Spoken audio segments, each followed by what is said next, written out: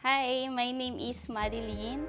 I'm 7 years here in Qatar, work as a sales associate. How did you know about Jade? Yeah. Nalaman ko yung Jade through my friend.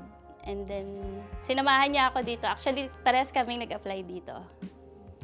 So, how was the process naman?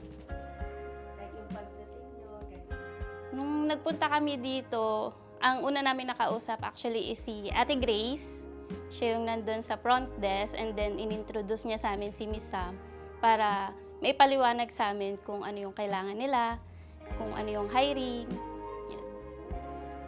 So, how Jade helped you? Malaking tulong yung nagawa sa amin ng Jade. Actually, sa pagpe-prepare pa lang ng CV, sila yung gumawa para daw mas maengganyo yung employer sa mga documents, sa police clearance, pag-i-stamping, sila lahat. As in, wala kaming ginawa kundi maghintay lang sa kanila kung anong gagawin. Any message for other aspiring applicants? Sa mga nangangarap magpunta ng Europe, apply kayo dito sa Jade. Matutulungan nila kayo. At saka pray lang. Matagal pero worth it naman. Any message for Jade? Nagpapasalamat ako sa Jade, lalo na kay Miss Sam, kasi siya yung nagbigay ng daan para matupad ko yung pangarap ko makapunta ng Europe.